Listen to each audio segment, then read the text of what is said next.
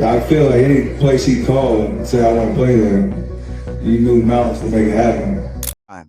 There is an alternate timeline of this offseason that fans were supposed to witness, with LeBron James slotting directly into Golden State's motion-heavy offense, standing alongside Stephen Curry and Draymond Green. The off-ball gravity and high-low passing combinations would have completely broken defensive schemes while the basketball world lost its mind. The recruiting pitch was real. The front office calls were real. The luxury tax sacrifices were real. For weeks, the Warriors had genuine reason to believe they were on the verge of finalizing one of the most structurally unique, spacing-heavy rosters in league history. Then, LeBron made his choice. And just like that, the dream was dead. LeBron chose Philadelphia instead. The transaction wire hit and the roster reacted. Curry, Draymond. The entire organization was forced to pivot. But those reactions, nothing like what the internet spent 24 hours describing. The real story behind this failed chase is much more complicated and much more revealing. To understand why LeBron choosing Philadelphia hit the Warriors organization so hard, you have to trace the timeline back to the summer of 2024. That was the moment the sports world watched LeBron James and Stephen Curry share the court for Team USA at the Paris Olympics. And something shifted. The entire basketball world viewed these two legends differently. Remember, these are two players who spent a decade designing defensive schemes to stop each other on the biggest playoff stages in professional basketball. 4 straight NBA finals, endless debates over individual greatness, and a decade of fierce, era-defining rivalry. Suddenly, there they were in Paris, running empty corner pick and rolls, calling out defensive switches, and quarterbacking the floor as one. They manipulated help defenders and zipped the ball with an on-court chemistry that looked less like an emergency partnership and more like a long-rehearsed scheme. That basketball synergy was instant and undeniable, reigniting a theoretical debate that had hovered at the margins of sports media for years, but could finally be analyzed with real strategic weight. What if LeBron and Curry actually shared an NBA court? Not trying to break each other's defensive coverages in June, together, wearing the same uniform, executing the same system, chasing the same title. By the time the 8-year run of LeBron, leading the offense for the Los Angeles Lakers, officially came to an end, at the opening of the 2026 free agency window, that theoretical scenario had evolved from pure speculation into a highly realistic possibility. LeBron notified the Lakers front office that he would decline options and test the open market before the negotiations even officially started. And the queue of front offices clearing cap space to titch him was incredibly long. Cleveland wanted a homecoming, aiming to bring him back to the franchise where he won his most iconic title. Miami offered the culture of his old championship identity. Minnesota pitched the basketball fit of their young, deep, defensively versatile roster, but Golden State offered a completely unique blueprint. The Warriors possessed a foundational core that no other franchise could match. They had the unmatched gravity of Curry and the elite defensive leadership of Green. Two players who shared a high-stakes competitive history with LeBron that went far deeper than basic box score metrics or standard regular season matchups. These were two future Hall of Famers who actively, publicly, and persistently recruited him to join their offensive ecosystem. That blend of tactical fit and deep personal chemistry made the Golden State front office pursuit feel unique from the very second it began. To them, LeBron was not just a target on a free agency board. He was the missing piece they had envisioned since sharing the floor in Paris. For weeks, league insiders analyzed the Warriors as the single most logical basketball destination for the final chapter of LeBron in free agency. The case for this match was not emotional. It was highly tactical.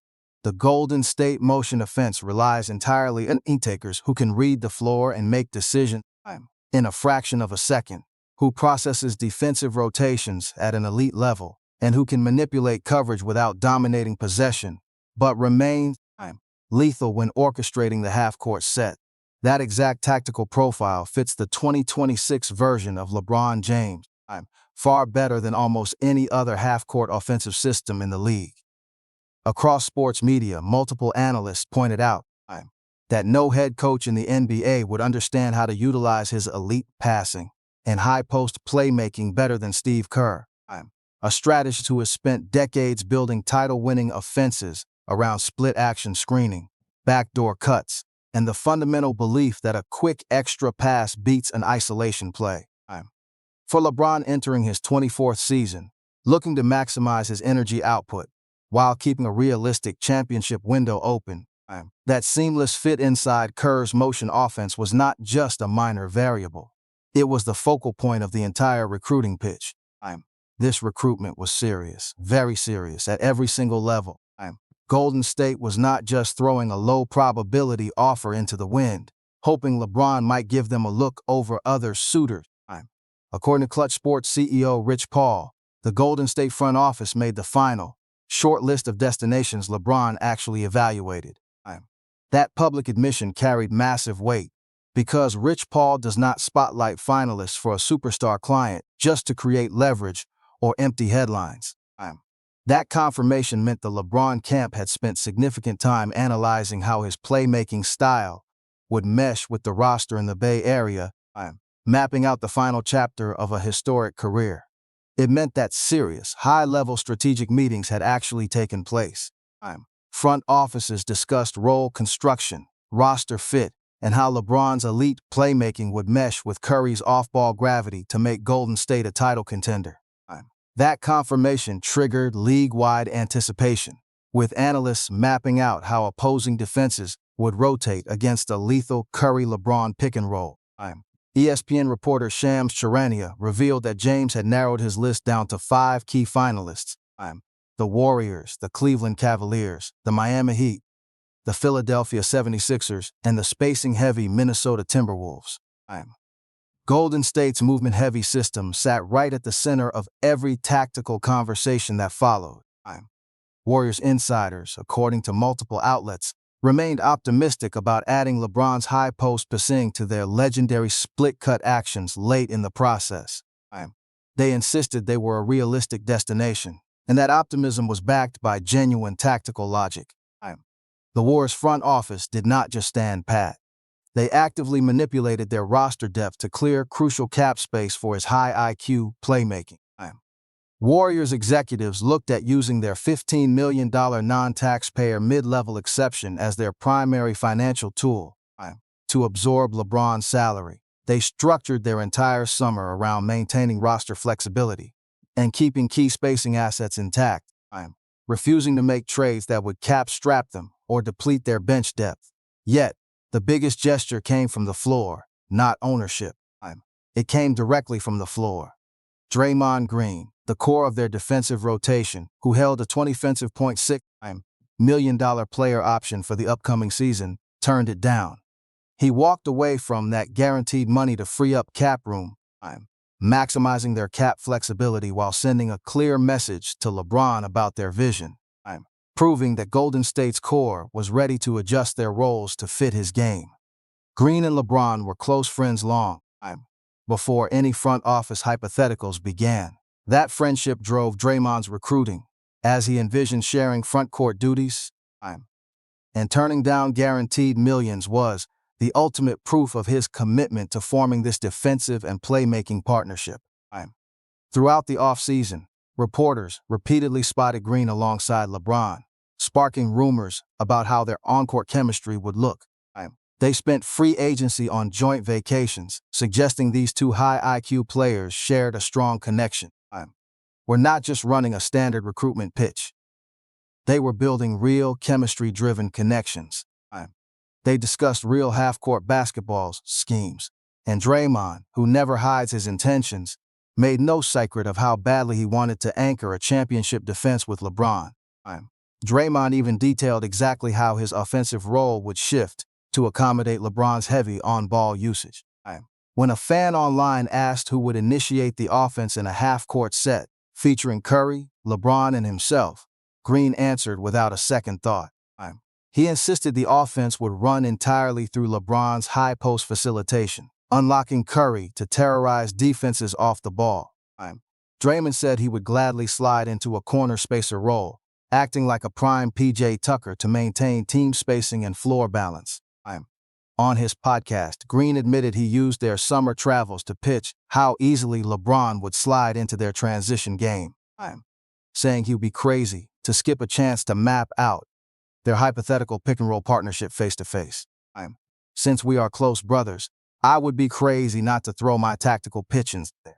I had to explain how our defense would rotate, you know? It would make no sense to spend all those days together and never bring up how we could dismantle defenses like, we need to talk strategy. What are we doing here? How do we make this championship puzzle fit together? So yes, I definitely pitched him on our floor fit. I was not hedging my bets at all.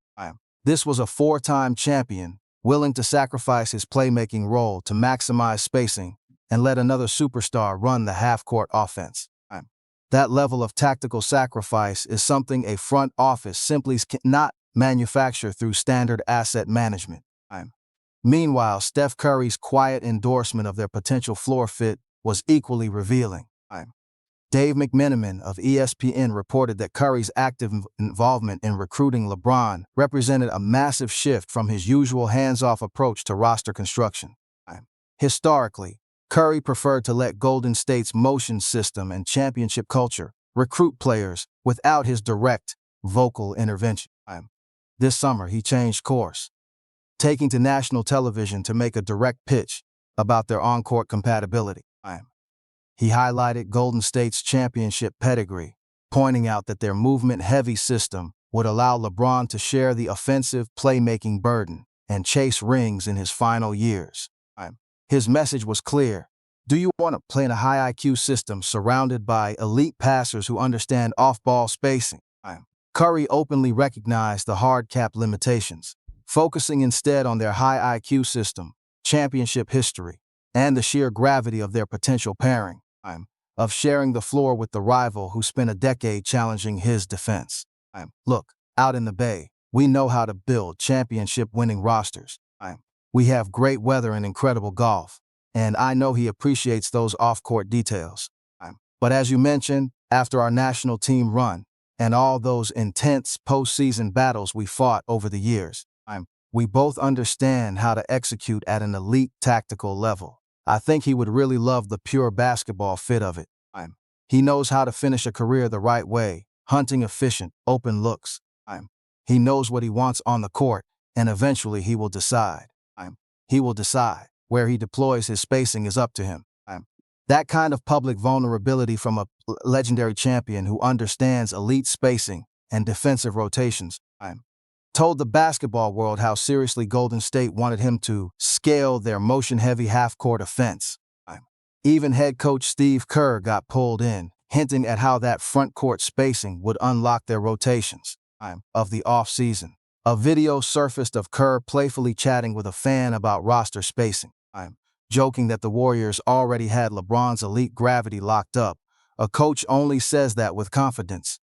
We need to get LeBron. We need his elite playmaking and spacing. LeBron, we got him. Okay, that is good. Post that. I got it. Draymond responded within 24 hours, writing that if he knew Steve, Kerr was joking. But the spacing clarification he offered underneath it was more telling than a defense. Golden State wanted LeBron to run their high-post split actions. Of LeBron was no joke. That was the reality for a front office looking to maximize their spacing. For 3 weeks, the Warriors were not just hoping, they were busy drawing up new defensive rotations. Players adjusted to new off-ball spacing roles mentally, while the front office held key roster decisions. The coaching staff was already drawing up plays to fit LeBron's gravity into their motion offense. By late July, expectations inside Golden State shifted from general optimism to planning their new defensive schemes. They expected a seamless fit. This franchise had designed an elite, high-gravity motion system. They had the relationships, the system, and floor spacers willing to sacrifice touches to make the partnership work. The idea that Philadelphia's drive and kick spacing could lure LeBron away was not something they seriously prepared for. Most of them seriously prepared for. Then on July 24, 2026, the dream ended. The league had been waiting on LeBron's decision to shift the entire NBA defensive landscape. Warriors sources expressed quiet optimism, believing they had the spacing to land him. Telling reporters their high-gravity offense remained a premier destination. Most around the league agreed. Golden State was the favorite. Philadelphia offered an inside-out scheme, but nobody had them winning. LeBron James posted a statement online describing this move to a new system as his last. He wrote that when his 23rd NBA season concluded, he thought his career was over. He wrote that he was not ready to announce retirement publicly, but he was indeed very close. He needed time to examine if he still loved the nightly defensive grind and if he had more to give. The answer was yes, and the team he chose to run his final pick and rolls with was the Philadelphia 76ers.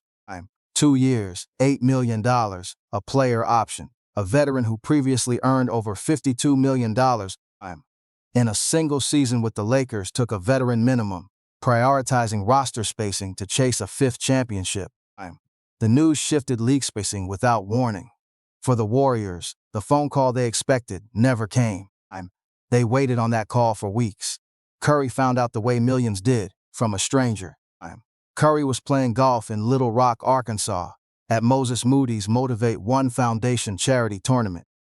When LeBron's decision dropped, a fan in the fairway shouted that LeBron had signed with the Sixers. A video captured his reaction. Curry set down his club, pulled out his phone, and stared at the screen. He said nothing. He simply climbed into his golf cart and kept playing. The fan tried again, asking what Curry thought.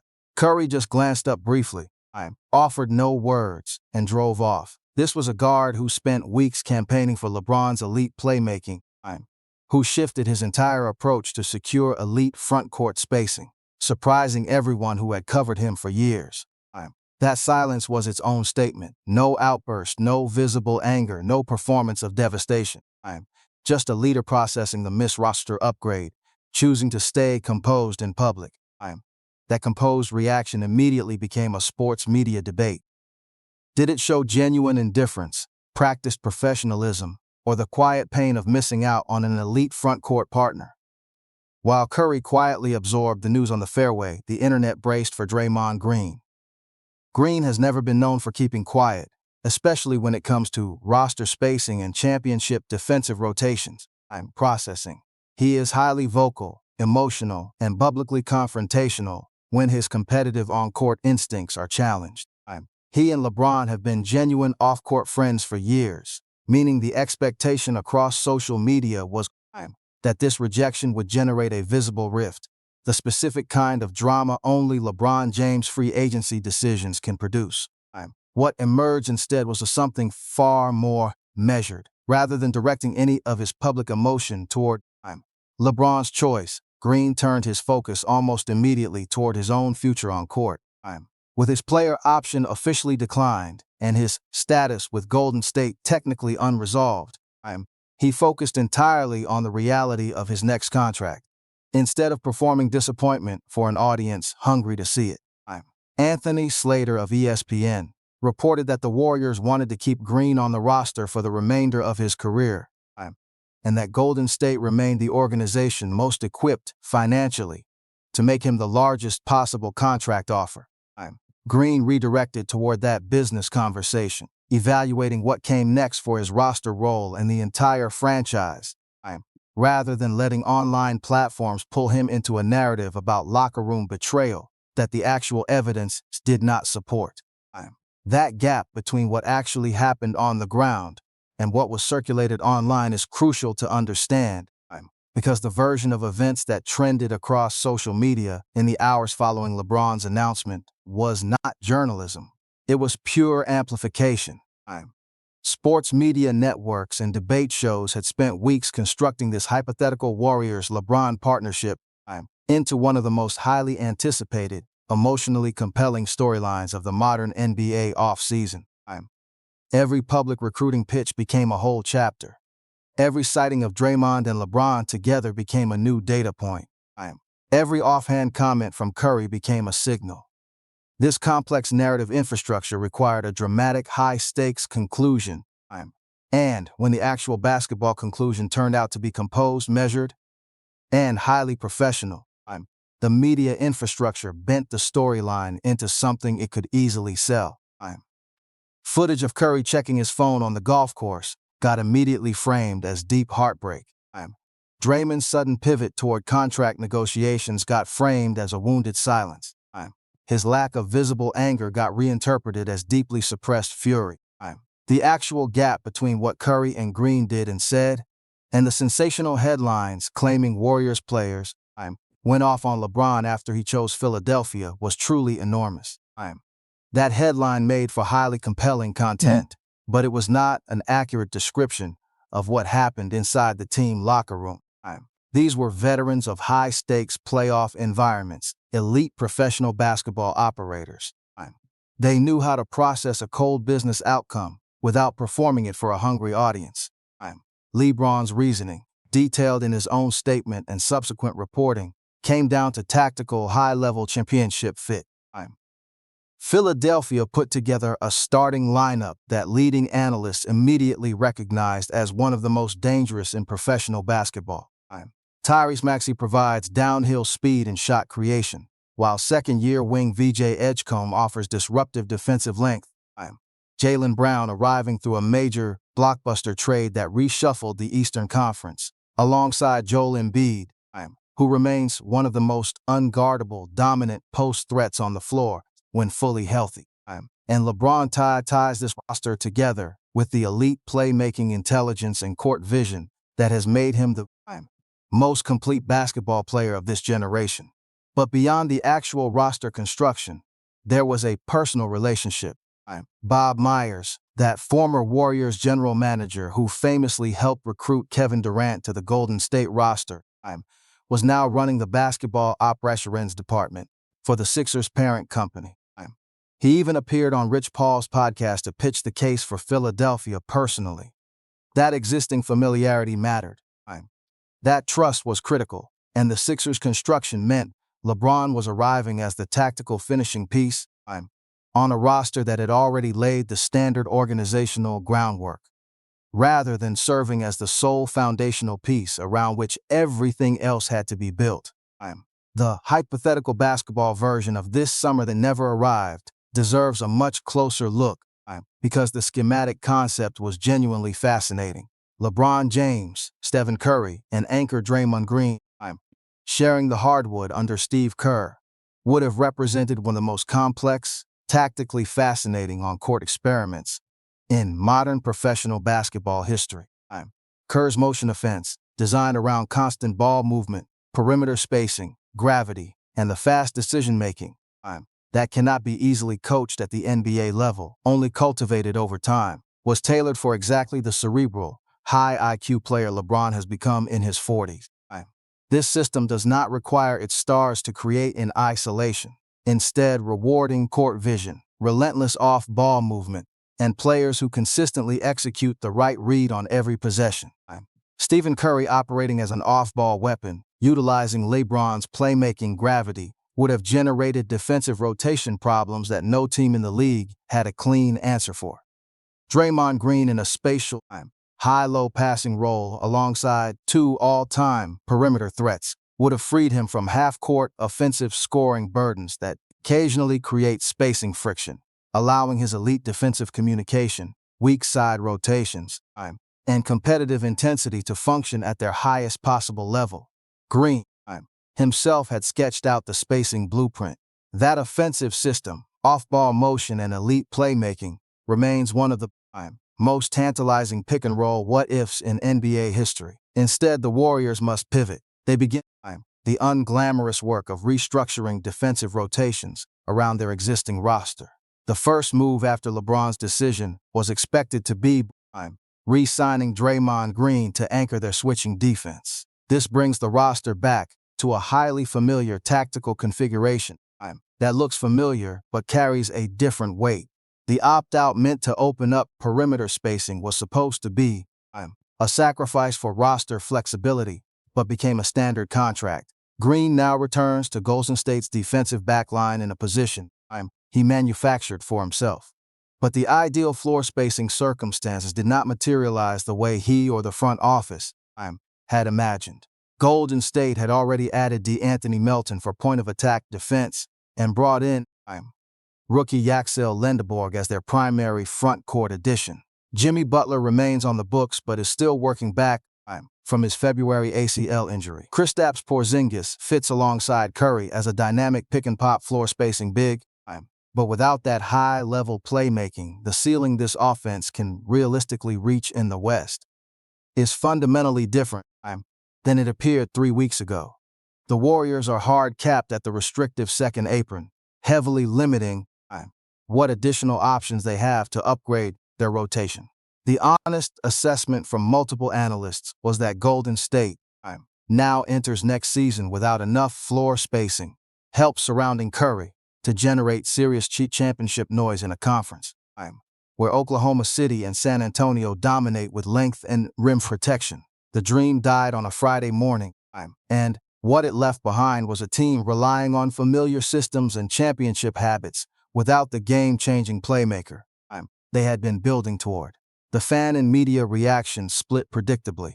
Warriors supporters absorbed the news with disappointment and pragmatic acceptance, acknowledging that the harsh second apron rules and lack of trade assets and payroll limitations always made this tough outcome highly probable, even when the front office's optimism was running high. Philadelphia erupted in a chaotic way that only that city can. Pennsylvania's governor officially proclaimed July 24 to be LeBron James Day in the Commonwealth. Billboards went up. The fan base that spent years defined by trust the process had just landed the elite playmaker who made that patient philosophy completely irrelevant. Debate shows processed the move for hours on end. Stephen A. Smith was among the loudest voices expressing genuine surprise that the Sixers had emerged from the field.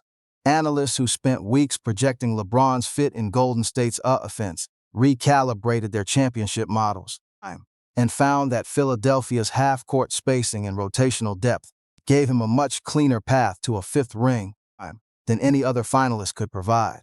The highly versatile starting five Philadelphia now projected, Maxey, Embiid, Brown, LeBron, and Edgecombe, was hailed by analysts as the most dynamic, high-scoring lineup in the league. Still, the skeptics made valid tactical counterpoints. Embiid's postseason injury history is real. A 41-year-old LeBron managing the physical, high-intensity demands of the East postseason run alongside an interior-focused center who has never stayed fully healthy represents a major legitimate risk. Neither side had a clean answer. That critical question of defensive durability made the decision so enormous. The NBA will spend the next 2 years tracking whether LeBron read the defensive matchups and conference landscapes correctly. The shift in the balance of power was immediate and measurable. Thanks to elite pick-and-roll options, Philadelphia entered the conversation as a genuine championship contender in the East. Boston, Cleveland, New York. Every rival must now spend the summer adjusting their schemes to counter the physical high IQ mismatch hunting LeBron brings to their conference. Meanwhile, Golden State enters next season as a team built around the legendary off-ball gravity of Stephen Curry. But they now carry a ceiling defined by what Curry can generate against highly athletic perimeter defenses in a younger Western Conference all around him. The massive difference in their offensive projections is the direct result of one roster-defining free agency decision made on a Friday morning in July.